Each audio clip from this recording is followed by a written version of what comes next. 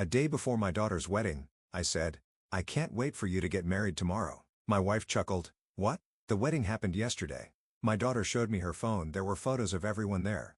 My wife shrugged, "Guess I forgot to tell you." Haha, I left them without a word, but they were the ones who regretted it. I should have known. Looking back now, all the signs were there. Little moments, offhand comments, subtle shifts in behavior that, had I been paying attention, would have told me exactly where I stood in my own family. But I wasn't paying attention. I was too busy being the provider, the dependable one, the fool who thought love and sacrifice were enough to keep a family together. I was wrong. Let me introduce myself. My name is Malcolm. I'm 58 years old, and for the better part of my life, I did what a good husband and father was supposed to do. I worked hard.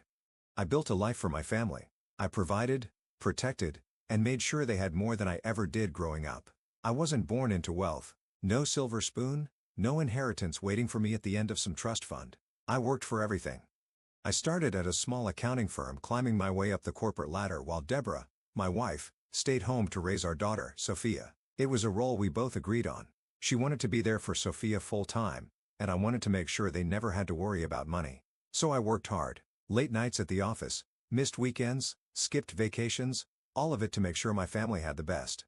I bought us a comfortable house in Rosewood Heights, a quiet suburban neighborhood where kids rode their bikes down the street and families gathered for Sunday barbecues. I made sure Sophia went to the best private schools, paid for every extracurricular activity she wanted, and when the time came, I wrote the check for her entire college tuition. Debt-free. No loans. Just a father taking care of his daughter. And I never once asked for a thank you. You see, I never needed gratitude. That wasn't why I did it. I did it because they were my family. My wife, my daughter, they were my world. But somewhere along the way, something shifted.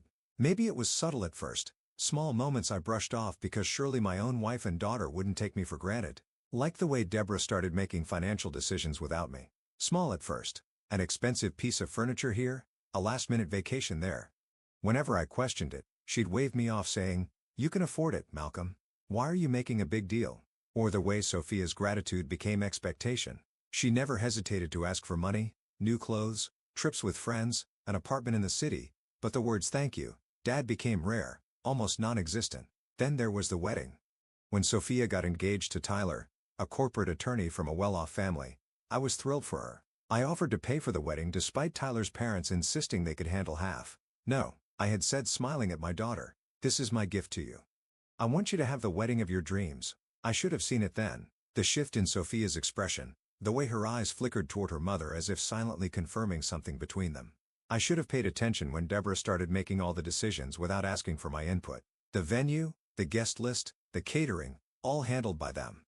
While I signed the checks like some faceless sponsor, I should have noticed the way they never talked about the wedding when I was around, but I didn't. Because why would I? Why would I ever think that my own wife and daughter would exclude me from the very wedding I paid for? I ignored the signs. I told myself it was just pre-wedding stress, that they'd include me when it mattered. I was wrong.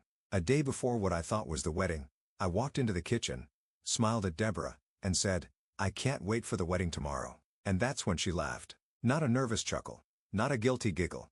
A full-blown amused chuckle, as if I had just told the funniest joke she'd ever heard. "What?" she said, still smiling. "The wedding happened yesterday." That moment, that exact moment, split my life into two parts. Before that moment, I was Malcolm, the devoted husband and father, the provider, the man who did everything for his family. After that moment, I became something else. Because standing there in my own kitchen, staring at my wife's smug expression, I felt something inside me snap. Not in rage, not in heartbreak, but in cold, quiet realization. They had never planned to invite me. This wasn't some scheduling mistake. They had deliberately left me out. I turned to Sophia, waiting for her to correct her mother. She didn't. Instead, she hesitated, then picked up her phone, tapped the screen a few times, and held it up for me to see. There they were. All of them. Deborah, Sophia, Tyler, the in-laws, my siblings, my nieces and nephews, smiling, laughing, celebrating at a wedding I paid for without me. My heart pounded in my chest, but my face remained calm. I looked at my wife, the woman I had spent more than 30 years of my life with, the woman I had built a home for, sacrificed for, loved unconditionally. She shrugged. A casual, dismissive shrug, like I was some distant acquaintance they had forgotten to call. "Guess I forgot to tell you." She said it like it was nothing. Like I meant nothing. That was the moment I knew. They didn't just take me for granted. They didn't just see me as the wallet, the provider, the necessary burden in their perfect little lives. They saw me as irrelevant. I set my coffee mug down on the counter, carefully, without a word, without a reaction. Deborah raised an eyebrow waiting for me to explode, to yell, to demand an explanation. Sophia shifted uncomfortably, sensing that I wasn't reacting the way she expected. I didn't give them the satisfaction. I turned around, walked to the hallway, grabbed my coat from the rack, and stepped outside into the cold air. No yelling, no questioning, no begging to be included. Because in that moment, I realized something they had failed to consider. I had spent my whole life taking care of them. But they had never once considered what would happen if I decided to stop. I pulled out my phone, scrolled through my messages. No missed calls, no texts. I wasn't an afterthought. I wasn't a thought at all. I took a deep breath, exhaled slowly, and whispered to myself, let's see how much they laugh when I walk away for good. Because that's exactly what I was about to do. And they were about to regret every second of it. I stood outside my own house, the cold air biting at my skin. But it was nothing compared to the chill that had settled deep inside me. I should have been angry, furious, heartbroken, but I felt none of those things. Instead, I felt empty. It wasn't just the betrayal. It was the realization that I had spent my entire life believing in an illusion. An illusion of love, family, loyalty. I had built my world around them, sacrificed for them, trusted them, only to find out I was never truly part of theirs. They hadn't forgotten me. They had excluded me on purpose. That fact settled in my bones like an unbearable weight, heavier than any exhaustion I had ever felt before. I stared at my phone, my fingers numb from both the cold and the silent rage curling in my gut. No missed calls, no texts, no last-minute explanations, nothing. Not even a fake attempt to cover up what they had done. I exhaled slowly, watching my breath cloud in the winter air, and did something I never thought I'd do. I opened my banking app. For the first time in decades, I looked at my finances not as a provider, not as a husband or father, but as a man who had been used. A man who had been nothing more than an ATM to his own family. There it was, every mortgage payment, every credit card bill, every check sent to Sophia, every monthly deposit into Deborah's personal account, all done by me for them. And they had the audacity to throw a wedding without me? I inhaled sharply, my fingers tightening around my phone as I scrolled through my transactions. The wedding payments. Every single venue deposit, catering expense, floral arrangement, dress fitting, and luxury honeymoon package had been covered by me. And yet, they had looked me in the eye, laughed in my face, and acted like I was irrelevant. I had funded an event I wasn't even considered worthy enough to attend.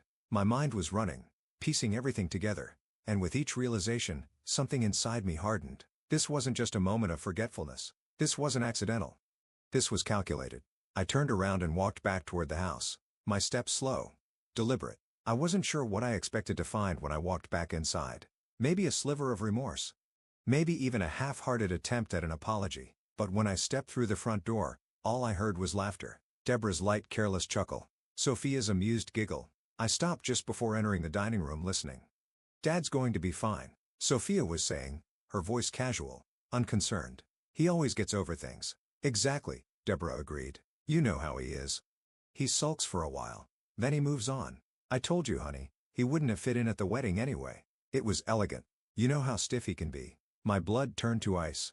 Elegant, stiff. I took a slow, measured breath and stepped into the room. The second they saw me, the conversation stopped.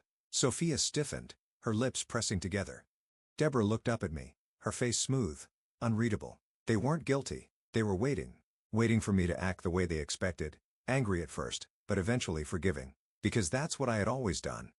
I let things go. I kept the peace. I swallowed my hurt because I thought that's what family was supposed to do. Not this time. "So," I said, keeping my voice steady, "you threw a wedding without me." Sophia sighed, already tired of the conversation she had barely participated in. "Dad, please don't make this dramatic." I arched an eyebrow. Dramatic?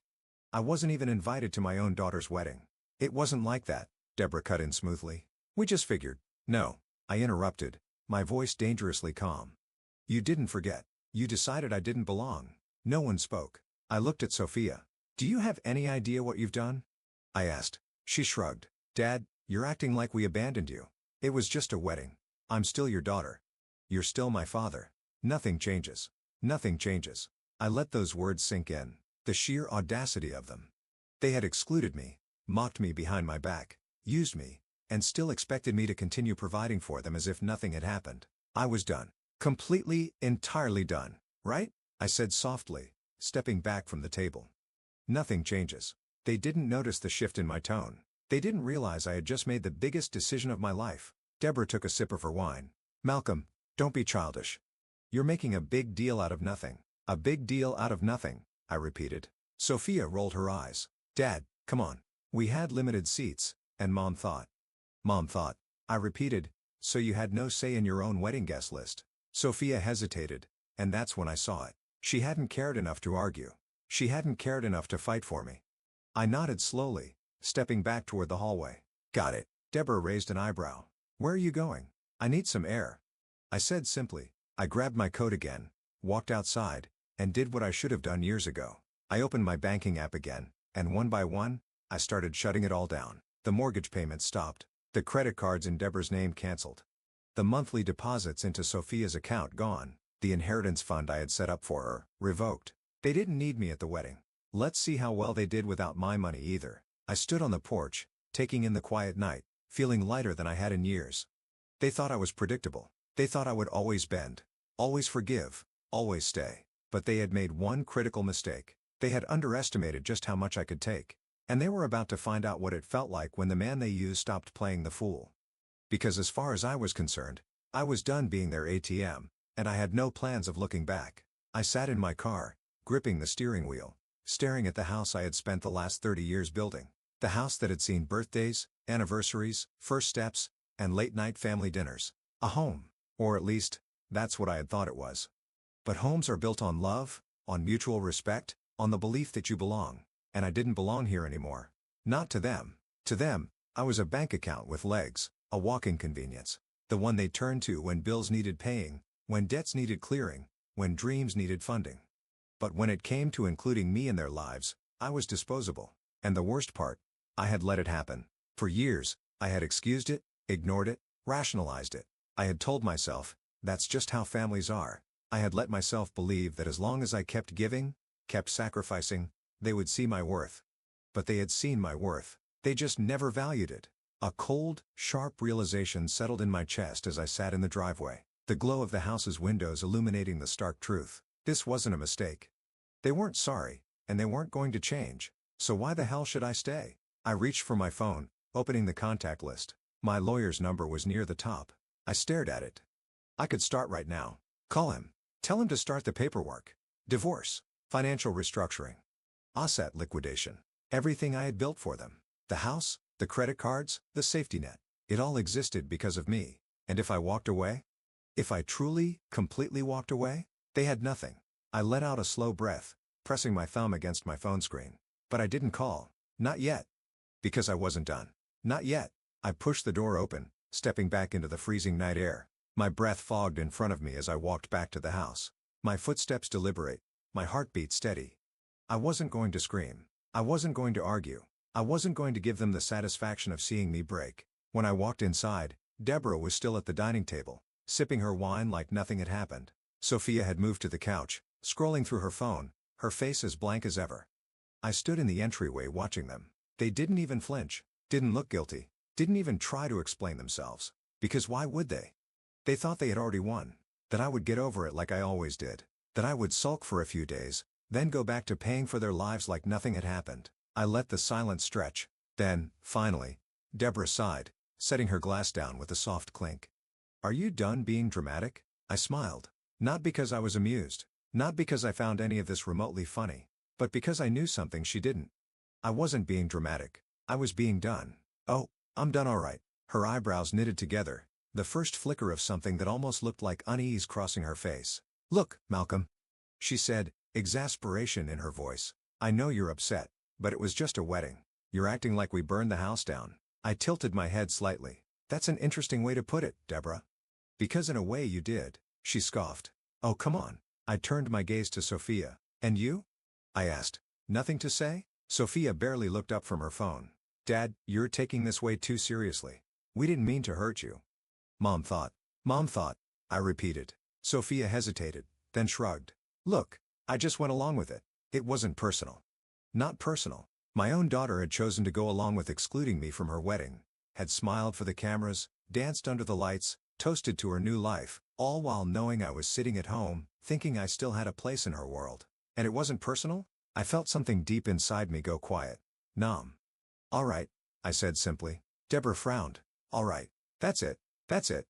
I turned, walked down the hall and into our bedroom. I didn't slam the door, didn't rip things off the walls, didn't throw things into a suitcase, because this wasn't some spur-of-the-moment reaction. This was deliberate, planned, final. I pulled open the closet, grabbed a duffel bag, and started packing. Shirts, pants, the essentials. I didn't need much because I wasn't planning on coming back. Behind me, I heard Deborah's voice float in from the hallway. "Oh, stop it, Malcolm. You're not leaving. Where would you even go?" I zipped up the bag, swung it over my shoulder, and stepped into the doorway. "I don't know," I said honestly, "but wherever it is, it'll be better than here." For the first time that night, I saw it. The first real flicker of fear in her eyes because she hadn't expected this. She had expected resistance, expected anger, expected me to throw a fit but eventually stay. She hadn't expected me to walk away. I brushed past her, feeling the weight lift off my chest with every step I took toward the front door. "Malcolm," she called sharper now. "You're being ridiculous." I didn't respond. I didn't even look back. I just walked one step after another. And then I reached the front door, wrapped my fingers around the handle, and opened it. The cold air rushed in, cutting through the warmth of the house, our house. No, not anymore. Not ours. Not mine. Just theirs. And they could keep it because I was done. Completely, entirely done. I stepped out, letting the door shut behind me with a soft click. And I didn't look back. Not once. Not when my phone started buzzing in my pocket. Not when Deborah called my name again, her voice edging towards something almost panicked. Not when I got into my car, started the engine, and pulled away from the house I had built with my own hands. I had walked away from a lifetime of sacrifice. And for the first time in 30 years, I felt free. They thought they had won. They thought they could laugh it off, brush it aside, let time smooth over the wounds they inflicted. But they had no idea what was coming next. Because the thing about taking someone for granted, you never realize what they truly gave you until they take it all back. I drove through the quiet streets of Rosewood Heights, my fingers gripping the steering wheel tighter than necessary. The streetlights cast long shadows across the road, their glow blurring slightly as my vision swam with the weight of the evening. I wasn't angry. I wasn't sad. I wasn't even shocked anymore. I was just done. Done pretending. Done excusing. Done sacrificing for people who had made it abundantly clear that my worth to them began and ended with how much money I could hand over. It was a strange thing to realize that the family you had built your entire world around had never truly considered you a part of theirs. And now, they were about to feel what that meant. As I pulled into the parking lot of a small motel on the outskirts of town, I reached for my phone. Not to call Deborah. Not to respond to the barrage of messages and missed calls that had started the moment I walked out the door. I had no interest in what they had to say. Instead, I opened my banking app. For years, I had handled our finances alone. It had been a necessity, really. Deborah had never cared about managing money, and Sophia had never been interested in understanding where all the luxuries she enjoyed came from. So I had managed it all. The mortgage, the credit cards, the savings accounts, the monthly deposits into Sophia's checking account, the household expenses Deborah never even glanced at, the medical insurance that covered not just my family, but her mother as well. I had funded their entire world, and they had laughed in my face. That ends tonight. With a few taps, I froze the joint account Deborah had access to. Her credit cards? Cancelled. The mortgage auto payments? Stopped. The monthly allowance Sophia received like clockwork? Gone. I moved my personal savings into a new separate account, one with only my name on it. I wasn't a fool. I knew Deborah would see the changes soon. She'd call the bank, try to override the restrictions, throw a fit when she realized that for the first time in her life, she had no control over me. And then she'd panic. And that's what I was waiting for. I set the phone down, leaning back against the cheap motel headboard, staring at the ceiling. For the first time in my life, I felt light. I had spent decades giving. Tonight, for the first time ever, I had taken back. And they were about to realize just how much I had given them. The first signs of desperation. I woke up to 26 missed calls. I let them sit there untouched as I went about my morning. By the time I had showered, grabbed coffee from the lobby, and stepped outside into the crisp morning air, the messages had started rolling in. First, Deborah. Malcolm, what the hell is going on? My card just got declined at the store. Did you forget to pay the mortgage? I just got an email about a late fee. Call me now? Okay, this isn't funny. My accounts are frozen. I can't access anything. Fix this. Then, Sophia. Dad, my card isn't working. Did something happen with the bank? Dad, answer me. Mom's freaking out. Okay, seriously, what's going on? I have bills to pay. Are you mad about the wedding? Come on, Dad. It wasn't personal. You're making a huge deal out of nothing. Oh, there it was. The entitlement, the casual dismissal, the assumption that I would cave. They still didn't get it. They still thought I was playing a game. I smirked, sipping my coffee as I scrolled to the next message. Deborah again. Malcolm, you are acting childish. You can't just cut us off like this. We are your family. There it was. The family card. I exhaled slowly, setting the phone down. They weren't worried about me. They weren't calling because they had realized their mistake.